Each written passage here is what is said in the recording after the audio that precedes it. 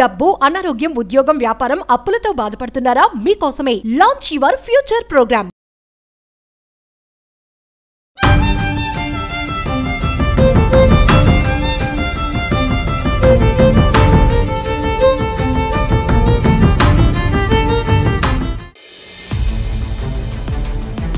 న్యాయం కావాలి అంటుంది. మరి అంత గోసేమొచ్చింది? నాకు పెళ్ళి అయింది, నా వెనకాల నువ్వు పడొద్దని నా అబ్బాయికి చెప్పాను మేడం. చేసిన తప్పేంది అని అంటే నమ్మడం.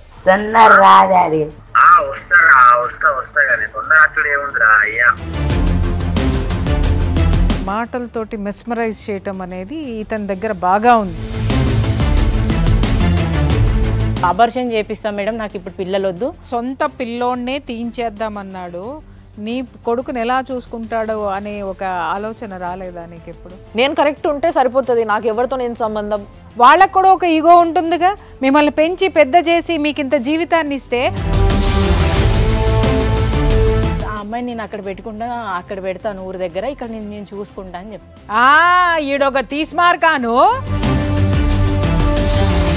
సంథింగ్ ఏదో ఇట్స్ గోయింగ్ ఆన్. క్యాబ్జెమినీలో సాఫ్ట్వేర్ దానికి ట్రైనింగ్కి వెళ్తా అంటే 10 lakhs ఖర్చు.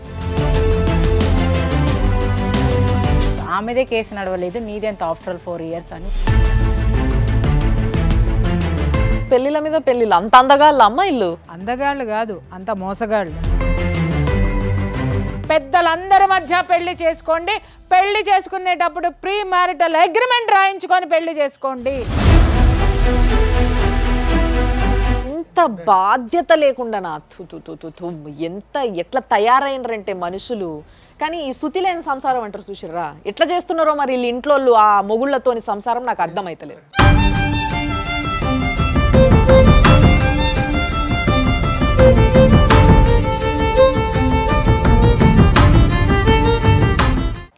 సుమన్ టీవీ ప్రేక్షకులకి నమస్తే. ఈరోజు లైఫ్ జర్నీ అనే కార్యక్రమం చేస్తున్నందుకు నిజంగా చెప్తున్నా కదా, ప్రతిరోజు ఒక కేసు వింటుంటే గుండెల చాలా భయం వేస్తుంది. అంటే ఎలాంటి సమాజాన్ని మనకి తెలిసో తెలియకనో తయారు చేసుకుంటున్నాం మన చుట్టూ. రేపటి రోజు ఎక్కడనో ఉన్న ప్రాబ్లం, ఇప్పుడు కరోనా వచ్చినప్పుడు వేరే కంట్రీలు ఉండే, ఇంకెక్కడనో వేరే కాంటినెంట్లు ఉండే అని చెప్పేసి అనుకున్నాం. తర్వాత మెల్లగా మెల్లగా మెల్లగా పక్కింటికి మన ఇంటికి కూడా వచ్చింది, ప్రతి ఒక్కరికి వచ్చింది. సో ఇది ఎందుకు వచ్చింది? నిర్లక్ష్యం. మనము మెయింటైన్ చేయాల్సింది ఏదైతే హైజీన్ ఉందో అది మెయింటైన్ చేయకపోవడం వల్ల వచ్చింది. సేమ్ వే ఈ సమాజంలో ఎక్కడో ఏదో జరుగుతుంది అని విన్నప్పుడే ఆ భయము, ఆ బాధ్యత మన లోపల ఉంటే డెఫినెట్లీ మన దాకా రాదు.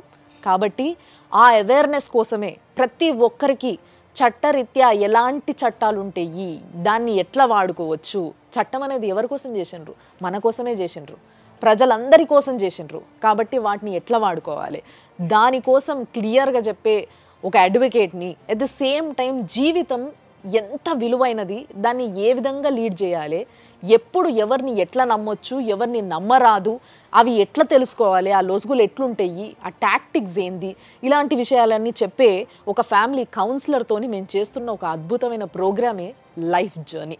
ఈ లైఫ్ జర్నీలో ఈరోజు కూడా ఒక ప్రాబ్లంతో ఒక అమ్మాయి వచ్చింది. ఆ అమ్మాయి గురించి చెప్తాను నేను మీకు. ఈమె పాపం చాలా కష్టపడుతుంది. ఆ ఛానల్ ఈ ఛానల్ అని ఛానల్ తిరుగుతుంది, న్యాయం కావాలి అంటుంది. మరి అంత గోసేమొచ్చింది, ఏం అన్యాయం జరిగింది, ఈ ముచ్చట మాట్లాడేటందుకు అసలు ఎవరి దిక్కు న్యాయం ఉంది, ఈ పిల్లకి ఎట్లా న్యాయం చేయొచ్చు అనే విషయాన్ని ఆలోచించేటందుకు, ఒక మంచి అడ్వైస్ ఇచ్చేటందుకు మన దగ్గర ఉన్నారు అడ్వకేట్ నాగరాజు గారు. నమస్తే సార్.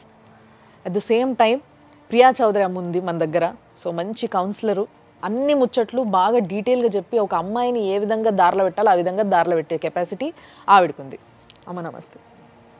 సో మరి ఇద్దరు సమక్షంలో మనం ఇప్పుడు ఆ సమస్యతో వచ్చిన ఆడపిల్లను కూడా పిలుద్దాం. అమరామ నమస్తే. నీ పేరమ్మా? రాధిక మేడం. రాధిక. సో రాధిక, నువ్వు డీటెయిల్గా చెప్పు, అసలు ఏం జరిగింది, నీకు ఏం అన్యాయం జరిగింది? నన్ను మ్యారేజ్ చేసుకున్నారు మేడం. ఫస్ట్ మేము చెప్పాను ఆయనకి ఇట్లా మ్యారేజ్ అయింది. ఎప్పుడైంది పెళ్ళి? లాక్డౌన్లో అయింది మేడం మాది మ్యారేజ్. నవంబర్లో మేము రూమ్ ఇల్లు తీసుకొని కాపురం పెట్టాం సార్ 15కి. నువ్వేం పని చేస్తావు? నేను అప్పుడు బిగ్ బాస్కెట్లో చేసేదాన్ని మేడం. అక్కడ చేసి నేను డ్యూటీ చేసుకునేదాన్ని. నాకు ఈ అబ్బాయి అక్కడ పరిచయం అయ్యాడు. పరిచయం అయ్యాడు, మ్యారేజ్ కాలేదు అనుకొని నాకు ప్రపోజ్ చేశాడు ఆయన. ఓకే, ప్రపోజ్ పెళ్లి కాలేదు అనుకోని, అంటే నీకు అంతకు ముందే పెళ్లి అయింది? పెళ్ళి అయింది, 1 yearలోనే నాకు హస్బెండ్ చనిపోయాడు, ఒక బాబు. నా ఫ్యూచర్ ఏదో నేను బతుకుతున్నాను. ఏం జరిగింది మీ ఆయనకి? ఆయనకి కొంచెం హెల్త్ ఇష్యూ ఉండడం వల్ల వాటర్లో పడి ఆయన చనిపోయాడు మేడం. మరి పిల్లగాడు మీ బాబు? ఇప్పుడు బాబు 11 వెళ్ళి 12 నడుస్తుంది. పెద్ద పిల్లగాడే ఉన్నాడు? పెద్ద పిల్లలు. ఓకే, సో ఈ ఏజ్లో బాబు ఉండగా నువ్వు బిగ్ బాస్కెట్లో పని చేస్తుంటే నీకు ఒక పిల్లగాడు కలిసిండు. అక్కడ ఆయన పరిచయం అయ్యాడు, నాకు పెళ్ళి అయింది, నా వెనకాల నువ్వు పడొద్దని నేను అబ్బాయికి చెప్పాను మేడం. అలా ఫ్రెండ్స్ లాగా 1 year మా జర్నీ అలా నడిచింది. మనం ఇల్లు తీసుకొని విడిగా పోదామని చెప్పాడు ఆయన. 2020లో డిసెంబర్లో చెప్పాడు. నేను అన్నాను, నేను మ్యారేజ్ చేసుకోకుండా రాను, ఆల్రెడీ నా మ్యారీడ్, నీది అన్మ్యారీడ్, నాకు ఆల్రెడీ ఒక బాబు ఉన్నాడు, నేను అట్లా రాలేను, మ్యారేజ్ చేసుకుంటే కానీ నీ వెనకాల నేను రాగలుగుతానని చెప్పాను మేడం. ఓకే, ఆయన ఏమన్నాడు, మా అన్నకి పిల్లలు లేరు, ఆ బాబే మన పిల్లలుగా చూసుకుందాం, ఎందులో కూడా మా అన్నకి పిల్లలు లేరు కాబట్టి ఉన్న బాబే, ఆ బాబు చిన్నోడు కాబట్టి నేను తండ్రి స్థానం నేను ఇస్తాను, నువ్వు వరి అవ్వాల్సిన అవసరం ఏం లేదు అని అన్నారు మేడం. వాళ్ళన్నకి పిల్లలు లేకపోవడము నీ కొడుకుని ఆయన కొడుకు అనుకోవడానికి సంబంధం ఏందమ్మా? భరోసా ఇచ్చాడు. అంటే పిల్లాడు ఉన్నాడు, నువ్వు ఎలా చేసుకుంటావు అని అమ్మాయి అడిగింది. అడిగితే 2 ఆప్షన్స్ ఏంటంటే, ఒకటి మా అన్నకి పిల్లలు లేరు కాబట్టి వాళ్ళు నీ బిడ్డని వాళ్ళు చూసుకుంటారు, అంటే నా కుటుంబం మొత్తం నీ బిడ్డను స్వీకరిస్తుంది అనేటటువంటి ఒక నమ్మకం ఇచ్చాడు మేడం. సుష్మా, అఖిలేష్ అనే అబ్బాయి కూడా వాళ్ళ ఫ్రెండ్స్, చేసుకోవచ్చు కదా రాధిక, ఏముంది పిల్లోడు ఉంటే ఏముంది, నీది కూడా చిన్న ఏజ్, ఆ అబ్బాయి కూడా నేను అర్థం చేసుకొని నీ లైఫ్ ఎంత, నీ ఏజ్ ఎంత? అన్నది ఇప్పుడు 28 మేడం, అనేది 32. నీకు అబ్బాయి క్యారెక్టర్ ఏంటో అర్థమైంది, ఆ అబ్బాయి లైఫ్ ఏంటో ఆ అబ్బాయి క్యారెక్టర్ ఏంటో నీకు కూడా అర్థమైంది, అంట్లో పెట్టుకొని వచ్చే అబ్బాయి నీకు ఏడ ఉంటాడు, చేసుకోవచ్చు కదా నువ్వు కూడా అని వాళ్ళు కూడా నాకు రిక్వెస్ట్ చేశారు. నాకు కూడా ఆయన అవన్నీ మాట్లాడడం, నా పిల్లోడు అనడం వల్ల నాకు నమ్మకం కుదిరి నేను ఆ అబ్బాయితోని ఓకే చెప్పాను మేడం. ఓకే చెప్పాక మ్యారేజ్ చేసుకున్నాం మేమిద్దరం. అప్పుడు లాక్డౌన్ ఉండడం వల్ల మేము దండాలు మాకు దొరకలేదు, అక్కడ ఏం దొరకలేదు. గుడిలో వెళ్ళి తాళి కట్టేసుకొని రూమ్ చూద్దామని, ఇల్లు చూద్దాం, మనం కాపురం విడిగా పెట్టేద్దాం, ఇక్కడ నుంచి వద్దు, అక్కడే పక్కన వేరే దగ్గరనే ఉండేవాళ్ళం మేడం, గుట్ట దగ్గర ఎల్లమ్మ బండ అని, జగద్గిరి గుట్ట మేడం. అక్కడ ఆల్విన్ కాలనీలోనే రూమ్ తీసుకుందాం, ఇల్లు తీసుకొని అక్కడ కాపురం పెడదామని అన్నారు మేడం. కాపురం పెట్టాక ఆయన పంజగుట్టలో డ్యూటీ చేసేటోడు, నేను బిగ్ బాస్కెట్లో డ్యూటీ చేసేదాన్ని. ఏం డ్యూటీ అమ్మా? ఆయన ఫారెన్ ఉంటారు కదా మేడం, ఫారెన్కి వెళ్ళే వాళ్ళకి వీళ్ళు కోచింగ్ ఇచ్చి అక్కడ జాబ్ పెట్టిస్తారు. అక్కడ సార్ చిన్న ఒక ఆఫీస్ పెట్టారు పంజగుట్టలో. లైఫ్ బాగానే ఉంది. నేను అందులోనే గర్భవతి అయ్యాను ఈయనతో కాపురం పెట్టాక. గర్భవతి అయ్యాక హాస్పిటల్కి చెకప్కి వెళ్ళాం మేడం. జగద్గిరి గుట్ట దగ్గర నా ఫ్రెండ్ని అడిగాను.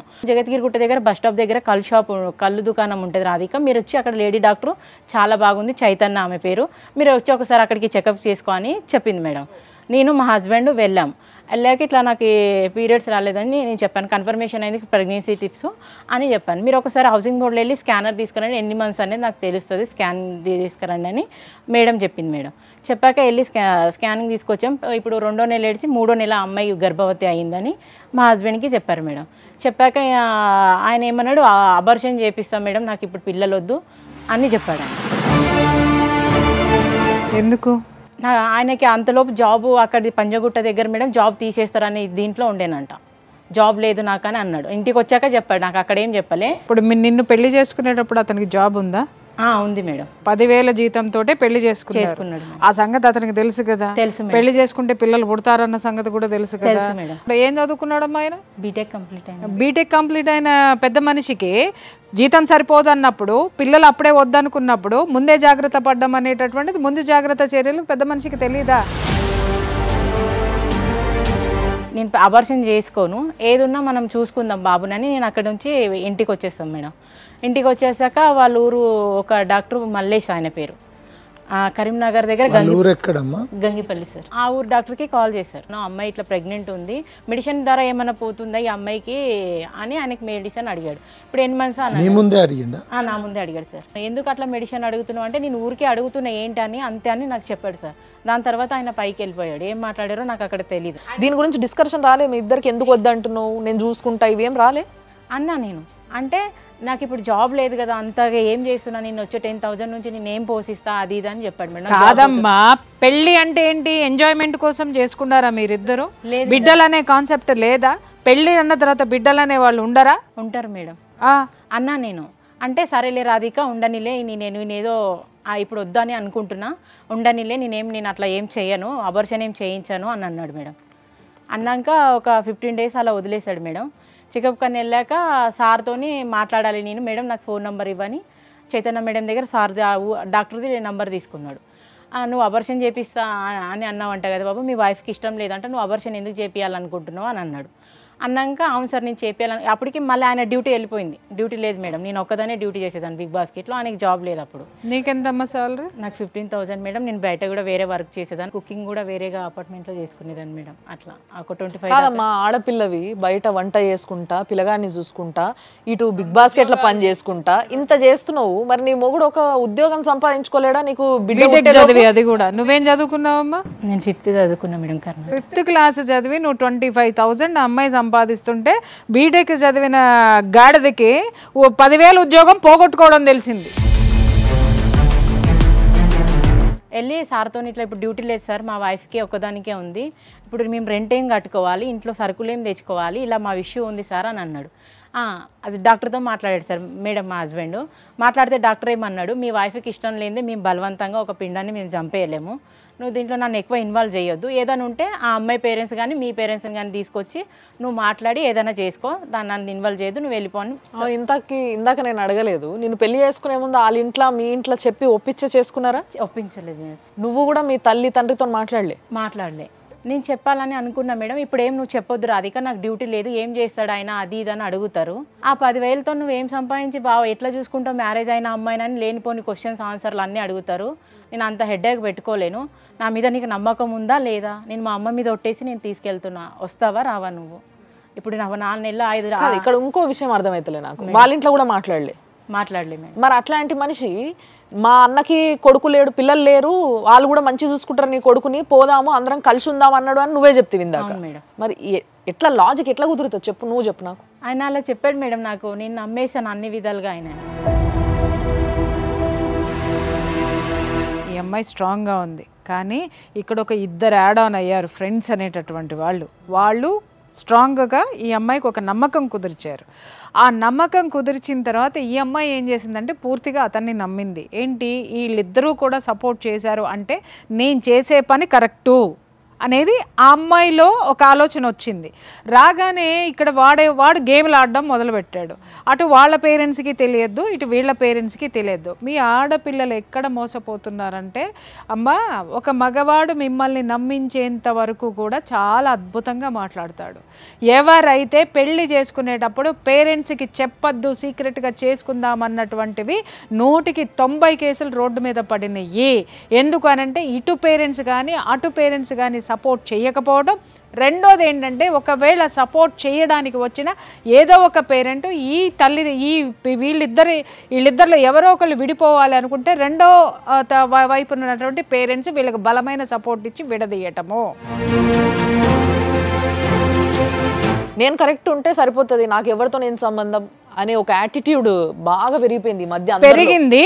ఇలాంటివి అయిపోయినప్పుడు మళ్ళీ వెనక్కి వెళ్తున్నారు. పేరెంట్స్ దగ్గరికి వెళ్తే పేరెంట్స్ ఏం చేస్తారు, మీ వివరాలు వాళ్ళకి ఏం తెలుసు, మీరేం మాట్లాడుకున్నారు ఏం తెలుసు, మీకేమవుతాయి. ఇంకొకటి, వాళ్ళకు కూడా ఒక ఈగో ఉంటుందిగా. మిమ్మల్ని పెంచి పెద్ద చేసి మీకు ఇంత జీవితాన్ని ఇస్తే వాళ్ళని కాదనుకుని ఎవడో ముక్కు మొహం తెలియనాన్ని నమ్మేసేసి వాడి చేత మీరు 3 ముళ్ళు ఏం చేసుకున్న తర్వాత ఆయన కూడా ఎప్పుడు చెప్పాలనిపించలేదా తల్లికి? మరి ఒక్కదానికి చెప్పాలన్నారు, నాకు వేరే మ్యారేజ్ చేస్తాము అంటే నేను అన్నాను, నాకు ఆ అబ్బాయిని పెట్టుకునేలా ఉంటే నేను మ్యారేజ్ చేసుకుంటాను, నాకు కొంచెం టైం ఇవ్వండి, ఇప్పుడే కదా నేను కోలుకుంది, 1 ఇయర్లోనే ఒక లైఫ్ ఇట్లా అయింది, నా ఫ్యూచర్ నాకన్నా నా కొడుకు చూసుకునేవాడు నాకు ఇంపార్టెంట్ లైఫ్లో, నాకు అట్లాంటి వాళ్ళు ఎవరైనా వచ్చారంటే కంపల్సరీ మీకు చెప్తాను, నాకు సంబంధాలు చూడొద్దని చెప్పాను. ఇక్కడ పాయింట్ దొరికిందా మీకు? నా కొడుకుని బాగా చూసుకునే వాళ్ళు వస్తే నేను ఆలోచిస్తానని. ఇప్పుడు ఈ అమ్మాయి వాడితోటి మాట్లాడేటప్పుడు ఈ కాన్వర్సేషన్లో ఈ అమ్మాయి ఆల్రెడీ చెప్పుండి ఉంటుంది. చెప్పినప్పుడు దాన్ని వాడు క్యాచ్ చేసి ఇటు మన్నున్నాడు, ఇక్కడ నేనున్నా, అక్కడ మమ్మ నాన్న ఉన్నారు అని చెప్పేసి మొత్తం ఈ అమ్మాయి వాడి ఫోకస్ అంతా కొడుకు మీద పెట్టాడు, ఈ అమ్మాయి మీద కాదు. సో ఈ అమ్మాయి ఇమ్మీడియట్గా నమ్మింది. అందుకని కొడుకు విషయం వచ్చేసరికి తల్లిదండ్రులు కనిపించలేదు, ఇటు ఎవరు ఏమీ కనిపించలా, ఆ పిల్లవాడు మాత్రమే కనిపించాడు. నాకు అన్ని విధాలుగా నాకన్నా ఇంపార్టెంట్ నా కొడుకుకి ఇంపార్టెంట్ ఇస్తున్నాడు. సరే, ఒక తల్లిగా నువ్వు అట్లా ఆలోచించడంలో తప్పు లేదు, కానీ ఈరోజు నీకు నష్టం జరిగితే నీ కొడుకు కూడా జరిగినట్టే కదా. ఇప్పుడు నీ మచ్చ నీ కొడుకు కూడా అంటుతుంది కదా, అది కూడా ఆలోచించుకోవాలి. సరే చెప్పు, తర్వాత ఏమైంది? మళ్ళీ తెల్లారి నేను డ్యూటీకి వెళ్ళాను మేడం. డ్యూటీకి వెళ్ళాక 4 o'clockకి రాధిక ఇంకొకసారి చెకప్ ఉందంటే మనం వెళ్దాం పదా అని చెప్పాడు. ఓకే, వెళ్ళాం మేడం. 6 వెళ్ళాం డాక్టర్. మీకు డౌట్ రాలేదు అప్పటికి? ఏ డాక్టర్? Same doctor madam. ఆయన ఎప్పటి నుంచో అంటుండు కదా, వద్దు పిల్లగాడు వద్దు, పిల్లొద్దు, ఇప్పుడు అబార్షన్ చేయించుకో అని. నాకు మామూలుగా ఏదైనా చెకప్ 2 రోజులకి చెకప్కి ఎట్లా వెళ్తారు తల్లి? ఆల్రెడీ సరే ప్రేమ గుడ్డిది కావచ్చు, ప్రేమించును, పెళ్లి చేసుకున్నావు, అక్కడ వరకు బాగానే ఉంది. తర్వాత మళ్ళీ నీ కొడుకు గురించి, ఇప్పుడు నీ కడుపులున్న పిల్లనో పిల్లగాని గురించి కూడా ఆలోచించుకోవాలి కదా. మా సొంత పిల్లోడినే తీయించేద్దామన్నాడు, నీ కొడుకుని ఎలా చూసుకుంటాడో అనే ఒక ఆలోచన రాలేదా నీకు ఎప్పుడు? కానీ బాబుని మాత్రం ఎక్కడ కూడా నాకు డౌట్ రానట్టుగా చాలా బాగా చూసుకున్నాను నేను. నీ కొడుకు ఏమని పిలుస్తాడు ఆయనని? డాడీ డాడీ అనే పిలుస్తాడు ఇప్పుడు కూడా. దీనికి ఈ అమ్మాయి లొంగిపోయిందమ్మా. మెడిసిన్ రాశారు, వామిటింగ్స్ అవుతుంటే వాళ్ళు కూడా ఒకసారి బెడ్ మీద పండుకొని చెకప్ చేయించారు. చెకప్ చేయించాక పక్క బెడ్ పైన వేసాక ఈయన ఎమోషనల్గా ఫీల్ అయ్యి నా దగ్గరకు వచ్చి కాలు పట్టుకొని ఏడవడం స్టార్ట్ చేశాడు. ఎందుకు ఏడుస్తున్నావు నువ్వు వెంకటేష్ అని నేను అడిగాను. ఏం లేదు, నీకు అబార్షన్ జరుగుతుంది, నీకు మెడిసిన్ పెట్టేశారని చెప్పారు.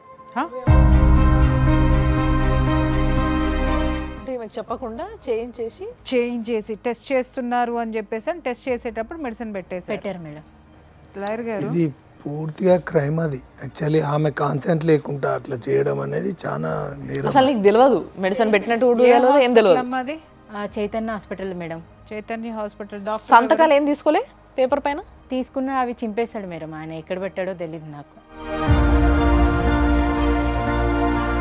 కాదమ్మా, ఒక్క నిమిషం. మీరు ఆయన ఈ విషయం చెప్పి కాళ్ళపైన పడి ఏడ్స్తేనే నీకు తెలిసింది, అప్పటి వరకు తెలియదు. కానీ తెలిసిన తర్వాత నువ్వు డాక్టర్ని కానీ వాళ్ళని కానీ మీ వాళ్ళని కానీ ఎవరినైనా పిలిపించి అడిగినావా? నేను అడగలేదు సార్. ఈయనతో గొడవ పెట్టుకుంటే సిస్టర్ వచ్చింది. సిస్టర్ వచ్చి మీ వైఫ్కి ఏమన్నా బట్టలు ఉంటే మీరు తీసుకురండి ఇంటికి వెళ్ళి, అమ్మాయికి మూసపేట తరలిస్తాం మేము, ఇక్కడ అబార్షన్ కాదు మూసపేటలని చెప్పారు. ఓకే, నీకు పెళ్ళైంది, భర్త చనిపోయిండు, నీకు ఒక కొడుకు ఉన్నాడు, ఇవన్నీ భర్త చనిపోయాను కాబట్టి ఈయనని పెళ్లి చేసుకున్నావు కాబట్టి లీగలే. కానీ ఈయనకి ఇంకేమన్నా పెళ్ళిళ్ళైనాయా? ఈయనకి మొన్న డిసెంబర్లో 16వ తారీఖు అయింది సార్. మొన్న డిసెంబర్లో అంటే నిన్ను పెళ్లి చేసుకునే కంటే ముందు నేను అడిగేది. లేదు. ఒక్క విషయం అమ్మా, నీకు అబార్షన్ అయినప్పటికీ ఈయన పెళ్లి చేసుకున్నప్పటికీ ఎంత తేడా ఉంది టైము? 4 years ఉంది, 3 years ఉంది మేడం. నేను ఉండదలుచుకోలేదు నీతో, నాకు నీ మీద నమ్మకం లేదు, నువ్వు నీ అబార్షన్ నువ్వే నీ పిల్లని చంపుకున్నావు అంటే నాకు నీతో ఉండాలని ఏమాత్రం కూడా నాకు ఇష్టం లేదని నేను రెడీ అయ్యి బయటికి వెళ్ళిపోయాను మేడం. వెళ్తుంటే అక్కడ నువ్వు ఏదైనా చేసుకుంటే అక్కడ ఉన్నది నీతో అబార్షన్ జరిగింది, ఇక్కడ నువ్వు ఎక్కడైనా వెళ్ళి సూసైడ్ చేసుకున్నా ఏదైనా చేసుకున్నా నా మీద వస్తుంది అని నన్ను ఫుల్గా కొట్టాడు మేడం. ఆయన కొట్టిండు. అబార్షన్ చేయించి పిల్ల మొత్తం పచ్చిగా అంటే అప్పటి నుంచే అతని యాటిట్యూడ్ ఏంటనేది అంటే ఓపెన్ చేశాడు, ఆ మాస్క్ ని ఓపెన్ చేశాడు. సంథింగ్ ఏదో ఇట్స్ గోయింగ్ ఆన్. అమ్మ నీకు ఒక్క మాట చెప్పు, అతనికి నువ్వేమన్నా డబ్బు ఖర్చు పెట్టావా? అవును మేడం, పెట్టాను. క్యాబ్ జెమినీలో సాఫ్ట్వేర్ దానికి ట్రైనింగ్కి వెళ్తా అంటే 10 lakhs ఖర్చు పెట్టాను. 10 lakhs? 10 lakhs నీ దగ్గర ఉన్నాయని అతనికి తెలుసా? తెలుసు మేడం. అది నీ దగ్గర ఉన్నాయా, అప్పులు తెచ్చావా? నేను ఇల్లు కొనుక్కుందామని అమ్మేసి నేను అమౌంట్ పెట్టుకున్నా మేడం. పుస్తకాలు పెళ్లికి ముందే తెలుసా నీ దగ్గర అంత డబ్బు ఉందని? తెలుసు మేడం. ఆ డబ్బు కోసమే కొడుకుని బాగా చూసుకున్నాడు. ఆ డబ్బు తన పని అయిపోవాలి, తనకి సంబంధించిన కనెక్షన్స్ ఏమి ఉండకూడదని అమ్మాయికి అబార్షన్ చేయించాడు. 10 లక్షల కోసం వాడేసిన స్కెచ్. అవునా కాదా? 10 lakhs నువ్వు చేతికి ఇచ్చినావా? ఎట్లా ఇచ్చినావు? అంటే కొన్ని ఆయన ట్రైనింగ్ వెళ్తూ ఉంటే ల్యాప్టాప్ తీసుకున్నా మేడం, అలా సర్టిఫికేట్లు. అంటే వాటికి దేనికి ప్రూఫ్లు లేవు నీ దగ్గర? లేవు. నేను ఇంట్లో ఇచ్చాను, నేను హస్బెండ్గా నమ్మి ఇచ్చాను మేడం. భర్త సంసారం చేశాడు అనడానికి ప్రూఫ్లు ఏముంటాయమ్మా? ఆయన చేసినప్పుడు నా తప్పు. నేను ఆయనకి ఎలా అన్నా, నా భర్తకి డ్యూటీ వస్తే నాకు వచ్చినట్టే, నన్ను మంచిగా చూసుకుంటాడు. ఇప్పుడు నీ శరీరము పుండు చేసుకున్నావు, కొడుకుకి ఒక ఇమోషన్ బాండింగ్ అయిపోయింది ఆయనతోని. డాడీ అని పిలుస్తున్నాడు అంటే చిన్నపిల్లలు అంత ఈజీగా వేరే పర్సన్ డాడీ అని ఒప్పుకోరు, మనం అనుకుంటాం. కానీ ఒప్పుకున్నాడు అంటే పాపం ఆ పిల్లగాడు ఏం ఫీల్ అయ్యిండు, మళ్ళీ మీద నుంచి 10 లక్షలు పోగొట్టుకున్నాడు. చెప్పి ఎంత పిల్లవాడిని ఎంత మార్చి ఉంటుంది చెప్పడానికి, అతన్ని ఫాదర్గా ఒప్పించడానికి, ఇతనే ఫాదర్ అని చెప్పడానికి ఆ పిల్లవాడి మనసుని ఎంత ట్రైన్ చేసి ఉండాలి, ఎంత హార్ట్ఫుల్ గా. ఒక రికార్డింగ్ కూడా ఉంది బాబు. కొంచెం ఆఫీస్ వర్క్ ఉంది, దాని మీద తిరుగుతాను నేను. నువ్వు నేను అత్తనే అన్నం తింటా కాబట్టి ఏం పెట్టుకోకు, సరేనా? నేను వస్తా కానీ కొంచెం టైం పడుతుంది. కొంచెం మీ అమ్మాయిని కొంచెం మాట్లాడుకుంటాను, సరేనా? తొందర రా డాడీ. వస్తా కానీ తొందర అచ్చుడు ఏముందిరా అయ్యా. ట్యూషన్కి వెళ్తున్నావా? సరే వెళ్ళు మా ట్యూషన్. అంటే ఆ బిడ్డ కూడా ఆ తండ్రి అనే ఎమోషన్ చూడండి.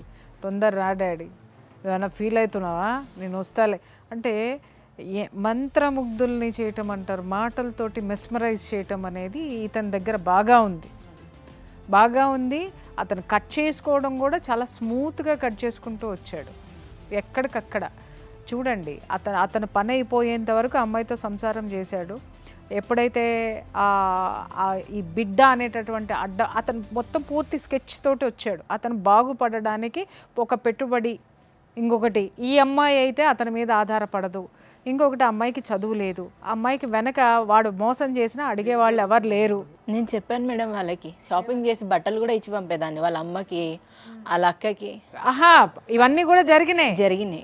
నీ దగ్గర నుంచి బట్టలు తీసుకున్నారు, అన్నీ తీసుకున్నారు, మళ్ళీ పెళ్లి చేశారు. ఈ రోజులలో చాలా మంది ఈ అవేర్నెస్ తీసుకొస్తున్నారు. ఆడపిల్లని ఎట్లా పెంచినాం, ఆడపిల్ల ఏం బట్టలు వేసుకుంది, ఇవన్నీ కాకుండా ఇవన్నీ కూడా కన్సిడర్ అవుతాయి, కాదని నేను అంటలేను. కానీ వీటితో పాటు మొగోడు వాడేంది ఎట్లయినా పెరుగుతాడు, అడ్డగాడి లెక్క ఎట్లా పెరిగితే అట్లా సరిపోదు, మంచిగా పెరగాలి. ఇంకొక పెళ్లి చేసేసి దుమ్ము దులుపుకున్నారంటే మీరు మనుషుల, పశువుల, రాక్షసుల, ఇంకా ఏ జాతికైనా చెందినటువంటి వాళ్ళ నాకు అర్థం కాకడుతా. మీ ఊళ్ళో జనాలు ఉంటే మీ ముఖం మీద ఉమ్మాలి నిజంగా. ఒక ఆడపిల్లని, ఒక బిడ్డ తల్లిని పట్టుకొని ఇంత మోసం చేసి 10 లక్షలు తీసుకొని నీ కొడుకు ఆ విధంగా మోసం చేసి వెళ్ళిపోతే సిగ్గు లేకుండా మళ్ళీ ఇంకెంత కట్నం తీసుకొని చచ్చినారు. ఆ కట్నం తీసుకొని మళ్ళీ ఇంకొక ఆడపిల్ల గొంతు కోసారా? ఇప్పుడు మొన్న డిసెంబర్లో అయిన పెళ్లి అరేంజ్ మ్యారేజ్ అయినా? ఇప్పుడు ఇల్లు కట్టారు మేడం వాళ్ళు కొత్తగా, దానికి 40 లక్షలు అయ్యాయంట. మా డాడీ ఇట్లా వేరే అమ్మాయిని మ్యారేజ్ చేసుకోమంటున్నాడు, ఆ అమ్మాయిని నేను అక్కడ పెట్టుకుంటా, అక్కడ పెడతాను ఊరు దగ్గర, ఇక్కడ నేను చూసుకుంటా అని చెప్పి. ఈడొక తీస్మార్కాను, ఈడికి ఇద్దరు పెళ్ళాలు కావాలి, ఈడు పోషించుకుంటానికే గతి లేదు. ఇట ఆడపిల్లల సొమ్ము మీద బతికే ఎంతమంది ఉన్నారంటే చెప్పులు దండేసి మిమ్మల్ని గాడిద మీద ఊరేగించాలరా దరిద్రులారా. మీ బతుకులు తగలయ్యా. సరే, ఇక్కడ ఒక్కసారి మీరు చెప్పాలి సార్, ఏంటంటే ఈ పిల్లని పెళ్లి చేసుకొని ఇప్పుడు ఈ పిల్ల దగ్గర ఉన్న 10 లక్షలు మింగేటందుకు చేసుకున్నాడు, ఆ విషయం క్లియర్గా అర్థమైపోయింది. తర్వాత ఇల్లు కట్టినప్పుడు 40 లక్షలు అప్పు అయిందని ఇంకొక ఆమెను పెళ్లి చేసుకున్నారు. అంటే ఆ పిల్లకి తెలుసా నువ్వు ఉన్నావని? తెలీదు మేడం. అన్నాక నేను వెళ్ళిపోతా, పోలీస్ స్టేషన్లో కేసు పెడతా అని చెప్పాను. ఓకే, నేను ఊరికే క్యాజువల్గా అన్నా, నువ్వు అట్లా ఏం ఫీల్ కాక రాధిక, నువ్వు ఏమంటావని అన్నా అని చెప్పి. అంటే ఆ పిల్ల జీవితం కూడా అన్యాయమే ఇక్కడ, వాళ్ళ కొడుకు ఇమోషనల్గా. ఇది ఎట్లా చూడాలి సార్, దీన్ని ఏ విధంగా ఇది చేయొచ్చు, ఏ కేసు వేయచ్చు? అమ్మ, నువ్వు ఈ జరిగిన ఇష్యూలా నేను అడుగుతున్నా, మీరు ఏదైతే అబార్షన్ ఇష్యూ అప్పుడు మీరు ఏదైనా పోలీసును సంప్రదించండి? లేదు సార్, వెళ్ళనివ్వలేదు, బయటికి వెళ్ళనివ్వలేదు. ఫింగర్ ప్రింట్ కూడా ఆయన మా ఇద్దరిది ఒకటే నడుస్తుంది. ఎవరికి కాల్ చేసినా కూడా ఆయన నేను పండుకున్నాక నా ఫోన్ చెక్ చేస్తాను. మొన్న మ్యారేజ్ అయిందని తెలిసినాక తర్వాత నువ్వు వాళ్ళ పేరెంట్స్ కానీ వాళ్ళకి కానీ నువ్వెవరు అడగడం జరిగిందా? నాకు పోలీస్ వాళ్ళ ద్వారానే మ్యారేజ్ అయిందని తెలుసు సార్. అంతకుముందు అంటే మీరు పోలీస్ కంప్లైంట్ ఇచ్చిండ్రు? ఇచ్చాను. ఏ విషయంలో ఇచ్చిండ్రు కంప్లైంట్? ఇట్లా మా హస్బెండ్ ఇంటికి రావట్లేదు, ఫోన్ కూడా బ్లాక్ లిస్ట్ లో పెట్టాడని. పోలీస్ వాళ్ళ ద్వారా నాకు తెలిసాక నాకు ఒక చీటింగ్ పేపర్ రాశారు సార్, ఇంత అమౌంట్ ఇస్తా అని బాండ్ పేపర్ మీద రాశారు. అది నాకు పోలీసులు చెప్పారా అతనికి పెళ్ళైంది? అవును మేడం. ఎట్లా పోలీసులకి ఎలా తెలిసింది? వాళ్ళు కంప్లైంట్ ఇచ్చాక డిసెంబర్లో 26 కంప్లైంట్ ఇచ్చాను మేడం. వాళ్ళు కాల్ చేస్తూనే ఉన్నారు, ఇట్లా మీ వైఫ్ వచ్చి కంప్లైంట్ ఇస్తుంది, నువ్వు ఎప్పుడు వస్తున్నావు అని. సార్ 2వ తారీఖు వస్తా సార్, నాకు బిజీగా ఉన్నా, నేను పూనాలో ఉన్నా, నాకు మీటింగ్లు ఎక్కువ అవుతున్నాయి, డిసెంబర్ నెల కదా సార్, నవంబర్ 2 వరకు నాకు ఇట్లానే మీటింగ్స్ ఉంటాయి అని చెప్పాడు మేడం. 2వ తారీఖు నేను మళ్ళీ వెళ్ళాను పోలీస్ స్టేషన్కి. వెళ్ళి ఏమైంది సార్ ఇంకా రాలే మా హస్బెండ్ అని. వస్తున్నా సార్ నవంబర్ 10కి వస్తా, షోర్గా వస్తా అని చెప్పాడు. మళ్ళీ నవంబర్ వెళ్ళాను మేడం నేను పోలీస్ స్టేషన్కి. అప్పుడు వెళ్ళాక మళ్ళీ నేను నెక్స్ట్ టైం 20కి అట్లా వస్తాను అన్నాడు. సార్ మీరు ఆయనకి టైం ఇస్తున్నారా, మీరు ఆయనకి టైం ఇస్తున్నారా అడిగాను. లేకుంటే మీడియా ముందుకు వెళ్తా, మీ నుంచి కాకుండా ఎన్నిసార్లు నేను పోలీస్ స్టేషన్ చుట్టూ తిరగాలి అని నేను సీరియస్ అంటాడా? న్యాయం జరగకపోతే నీ మీడియా దగ్గర కన్నా పోయి న్యాయం చేసుకోగలుగుతాను. మియాపూర్ ఆల్మిన్ కాలనీ దగ్గర మియాపూర్ పోలీస్ స్టేషన్.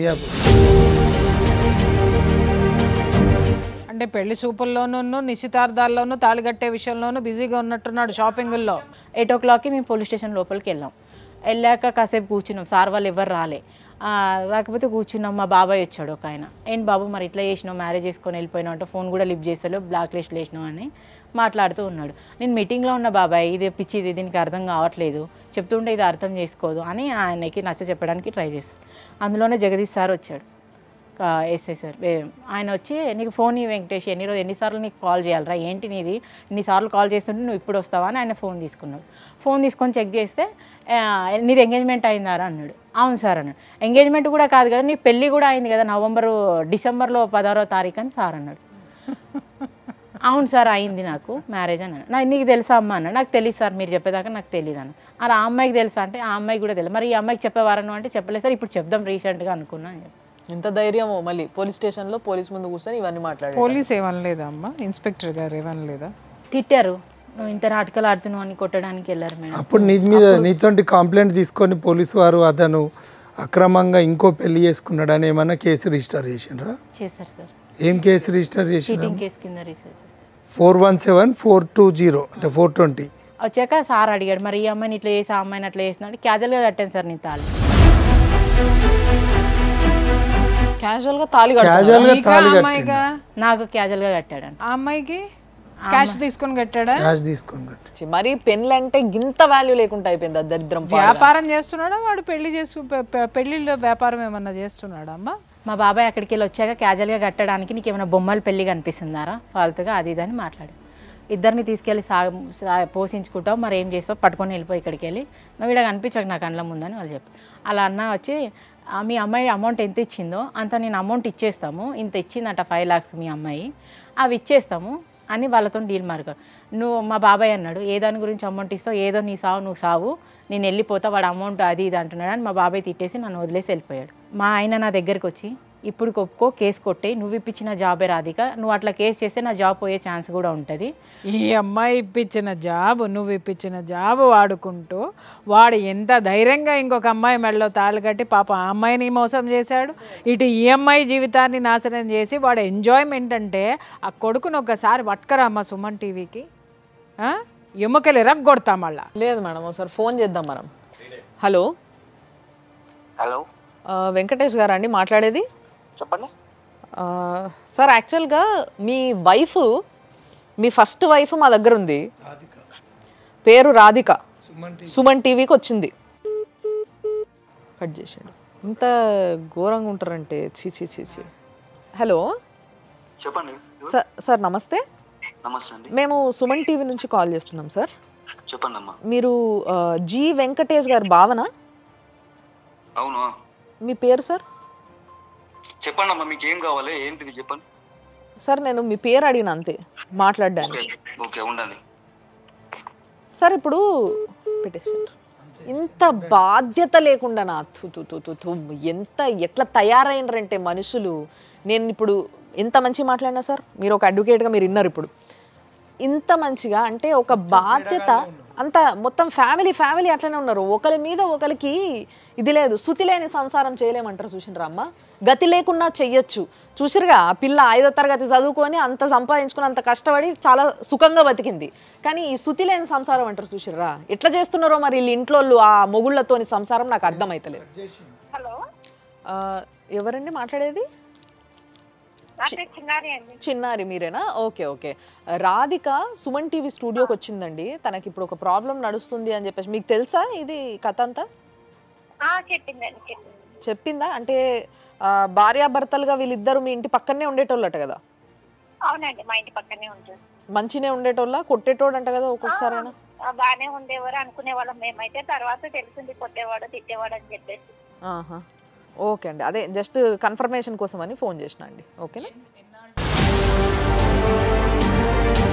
మరి ఇదంతా కూడా ఈ కంటెంట్ ఏదైతే మనం ఈరోజు సుమన్ టీవీలో చూపిస్తున్నామో ఇదంతా చూసి అట్లీస్ట్ ఆ పిల్ల కూడా కొంచెం అలర్ట్గా ఉండాలనే మేము కూడా చెప్తున్నాం ముందుగానే. అండ్ దీనికన్నా ముందు ఇప్పుడు మీరు చూసిండ్రు కదా, నేను ఫోన్ చేసిన, అటు వాడికి చేసిన, ఆ వెంకటేష్ అనేటోడికి, ఈ పిల్లని మోసం చేసినోడికి. ఆడు ఫోన్ ఎత్తిండు, విన్నారు కదా, హలో అన్నాడు, ఇట్లా నీ భార్య రాధిక ఉంది అని అంటే కట్ చేసేసిండు. వీళ్ళు ఎక్కడైతే ఇద్దరు ఉన్నారో కలిసి ఉన్నారో పెళ్లి తర్వాత ఏ ఇంట్లో అయితే ఉన్నారో ఆ పక్కింటోళ్ళకి ఫోన్ చేసినాము. సో వాళ్ళు అయితే ఎత్తి మాట్లాడినరు, వీళ్ళిద్దరూ బాగానే ఉంటారు అనుకున్నాము, కానీ కొట్టేటోడని తర్వాత తెలిసింది. ఇదంతా కూడా మీరు విన్నారు. సో ఇన్ని ఎవిడెన్సెస్ ఉన్నాయి, ఇంత జరిగింది, కానీ పిల్ల పూర్తిగా మోసపోయింది కంప్లీట్గా.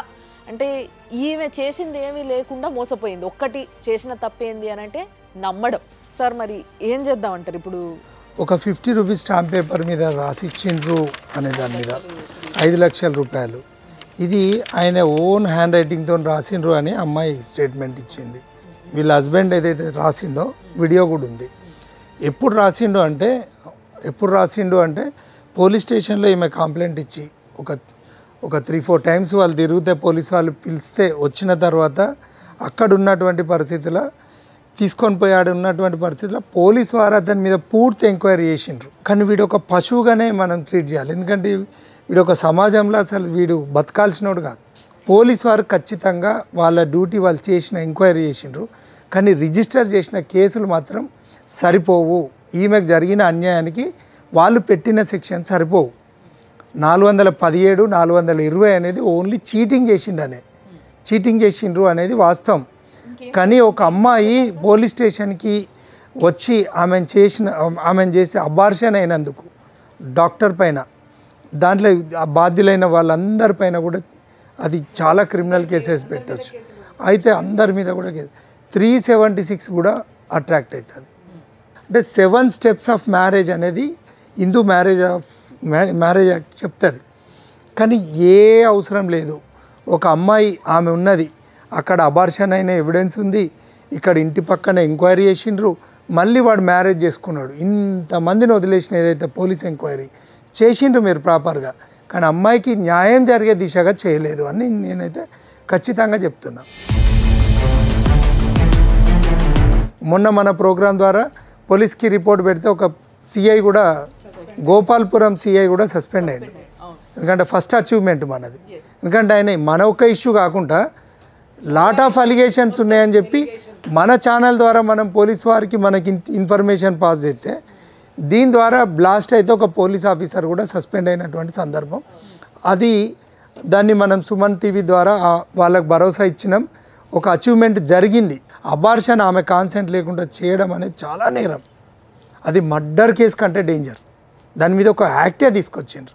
ఈ పేపర్ ఏదైతుందో ఈ పేపర్ మీద రాసినటువంటి వాడు ఎవడైతే బాధ్యులు ఉన్నారో వాళ్ళపైన కూడా ఒక్కసారి ఇలాంటివి చేస్తే సమాజంలో కొంతమందికి మీరు న్యాయం చేసినట్టు ఉంటుందని తెలియజేసుకుంటూ, మీరు చేసిన ఏదైతే సెక్షన్స్ ఉన్నాయో అవన్నీ కూడా ఆల్టర్ చేసి ఈ అమ్మాయికి న్యాయం చేయాల్సిందిగా మేము సుమన్ టీవీ తరఫున మీకు మనవి చేసుకుంటూ, ఒకవేళ మీరు చేయని పక్షంలో ఆమె పక్షాన మేము భరోసాగా నిలబడి ఖచ్చితంగా న్యాయం జరిగే వరకు కూడా మేము ఆమె వెంట ఉంటామని చెప్పి నేను ప్రామిస్ చేస్తున్నాను. మేడం, ఇంకోటి అంటే ఇట్లాంటి కొడుకును కన్నా తల్లిదండ్రులు ఎవరైతే ఉన్నారో వాళ్ళు కూడా కోఆఫెండర్సే. అంటే వీళ్ళందరూ కలిసి ఒక మ్యాచ్ ఫిక్సింగే. వాళ్ళకి మేడం 10 ఇయర్స్ నుంచి వాళ్ళ అన్న మ్యారేజ్ చేసుకున్న ఆమె ప్రూఫే లేదంట, తాళి కట్టినట్టు. ఆమెదే కేసు నడవలేదు, నీదెంత ఆఫ్టర్ 4 ఇయర్స్ అని వాళ్ళ కరెక్ట్ అమ్మా. 10 ఏళ్ల కిందట అంటే వాళ్ళ అన్న కూడా 2 పెళ్ళిళ్ళు చేసుకున్నాడా? ఫ్యామిలీ పెళ్ళిళ్ళ మీద పెళ్ళిళ్ళు. అంత అందగాళ్ళ అమ్మ ఇల్లు? అందగాళ్ళు కాదు, అంత మోసగాళ్ళు. సో దయచేసి పోలీస్ వాళ్ళకు కూడా మా విన్నపం, మీరు చెయ్యాలనుకున్నారు కాబట్టి మీరు పెట్టాల్సిన కేసు పెట్టిర్రు, నేను కాదని అంటలేను. బట్ స్టిల్ ఇంకా ఏమేం చెయ్యొచ్చు? అసలు ఇంత అన్యాయంగా ఎటువంటి పాపం తెలియని ఓ పిల్లని ట్రాప్ చేసి ఇట్లా చేయడం ఎంత ఘోరమో, ఎలాంటి సమాజాన్ని మనం క్రియేట్ చేస్తున్నామో తెలిసి మనం ఊకుంటే ఎలాంటి సమాజాన్ని మనము తయారు చేస్తున్నాము అనేది ఒక్కసారి ఆలోచించాలి. దయచేసి మీరు అందరూ కూడా ఆలోచించాలని సుమన్ టీవీ తరపున నేను రిక్వెస్ట్ చేస్తున్నాను మిమ్మల్ని. సో ఇలాంటి స్టేజ్లో ప్రతిదీ కోల్పోయి సర్వం ఆయన అనుకొని బతికిన పిల్ల పరిస్థితి, ఆమె మెంటల్ స్టేటస్ ఎట్లుంటుంది, దానికి తగ్గట్టుగా మీరు తనకి ఏ విధంగా కౌన్సిల్ చేస్తారు?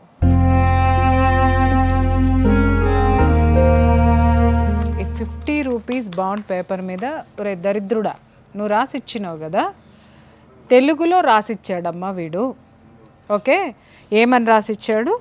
నేను ఈ అమ్మాయితో 4 సంవత్సరాలు నేను ఉన్నాను కాబట్టి నేను ఈ అమ్మాయికి 5 లక్షల రూపాయలు కాంపన్సేషన్గా ఇస్తున్నాను, ఇక నుంచి మాకే విధమైనటువంటి సంబంధము లేదు. అండర్స్టాండ్? అయితే ఇక్కడ విషయం ఏంటంటే ఆ అమ్మాయిని పోలీస్ స్టేషన్ నుంచి పోలీస్ స్టేషన్కి వెళ్ళకుండా పక్క గల్లీలోకి రా, మన ఇద్దరం అగ్రిమెంట్ చేసుకుందామని పిలిచి వాడు చెప్పింది ఏంటి అంటే నీ 10 లక్షలు నీకు ఇస్తా, నీతో ఉంటా అని చెప్పి నమ్మవలికి పిలిచి రాసిచ్చాడు. విషయం ఏంటంటే ఆ అమ్మాయికి తెలుగు చదవడం రాదు. వాడు రాసి ఇచ్చింది, మీరు అమాయకత్వం అన్నారు కదా, ఇది పరాకాష్ట. ఆ అమ్మాయి అమాయకత్వానికి పరాకాష్ట. దయచేసి నేను సమాజానికి చెప్తున్నాను. వాడు ఇంకా ఎంత లాస్ట్లో కూడా ఎంత దరిద్రుడా, నీకు తిట్టడానికి డిక్షనరీలో కొత్త పదాలు ఎతకాలి, మామూలు పదాలు నీకు సరిపోవు. ఇలాంటి ఆడపిల్లని నువ్వు ఇంత నీచంగా వాడుకుని 5 లక్షలు నువ్వు కడతావా? ఒక బిడ్డ తల్లికి 5 లక్షలు, అక్కడ 10 లక్షలు తీసుకుని మళ్ళీ ఆమె జీవితంతో ఆడుకుని 10 లక్షలు తిన్న గాడిద. ఇంకా ఎక్కువ తిట్లు వస్తున్నాయి, కెమెరా ముందు తిట్టకూడదు, కానీ నిన్ను మాత్రం ఎతికి పట్టుకుంటాను రా. ఎతికి పట్టుకుని మాత్రం నిన్ను ఎంత పెట్టాలో అంత పెడతాను. నీ గడ్డి చెత్త వెధవా, డేటు అయిపోయింది, 5 లక్షలు ఇవ్వలేదు. పైగా నీ అన్న 2 పెళ్ళిళ్ళు చేసుకుంటాడు, వాడు పెళ్లి చేసుకున్న ఆమెకి 10 సంవత్సరాలైనా తాళి కట్టిన ప్రూఫే లేదు. వాళ్ళు ప్రూఫ్ చేయలేకపోయారు. ఆ అమ్మాయి దగ్గర కూడా 15 లక్షలు తీసుకున్నారు అని అంటే మీ కుటుంబం ఏమన్నా బిజినెస్ పెట్టిందేరా? ఆడపిల్లల్ని పెళ్లి చేసుకుని కట్నం తీసుకునే బిజినెస్ పెడితే డాష్ పగల కొడతారు. ఎవరు చెప్పమంటావా? సమాజం పగలగొడుతుంది. ఇక నుంచి పగలగొడుతుంది. జరగాల్సింది కర్మో లేకపోతే నీ దురదృష్టమో. వాడు నమ్మించాడు.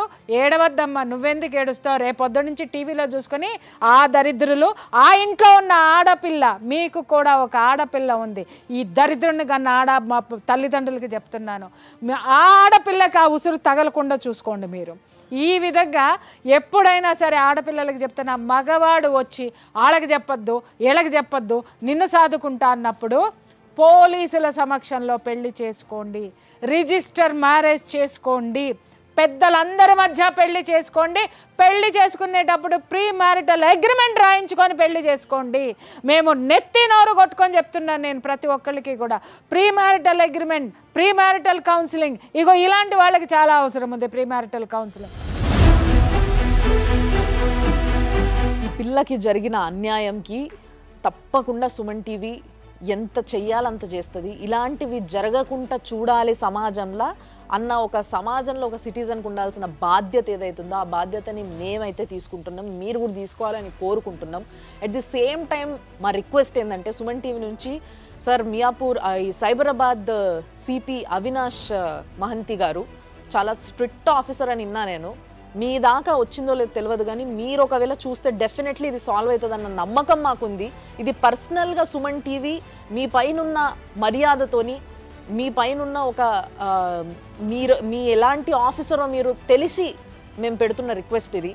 ఈ అమ్మాయి కేసుని కొంచెం చూడండి, ఈ అమ్మాయికి న్యాయం జరిగేలా చేయండి. ఇది చిన్న రిక్వెస్ట్, ఈ ఒక్క పని మీరు చేసి పెట్టండి ప్లీజ్. Please sir, please. ఇలాంటివి జరగకుండా ఉండేటందుకే ఇలాంటి ఒక ప్రోగ్రామ్ చేసినాం. ఈ ప్రోగ్రామ్ని ఈ ఏజ్ ఆ ఏజ్ అనే తేడా లేకుండా ప్రతి ఒక్కరికి చూపించండి అవేర్నెస్ కోసం. ఇట్లాంటి వాళ్ళు ఉంటారు, ఇట్లా జాగ్రత్తగా ఉండాలి అనే విషయం చాలా క్లియర్గా మేడం చెప్పిన మాటల్లో, ఇటు అడ్వకేట్ గారు ఇచ్చిన సలహాల్లో చాలామందికి చాలా నాలెడ్జ్ వస్తుంది. దానికోసం చేస్తున్నాం ఇది. కాబట్టి దయచేసి అర్థం చేసుకోండి, చూస్తూనే ఉండండి సుమన్ టీవీ.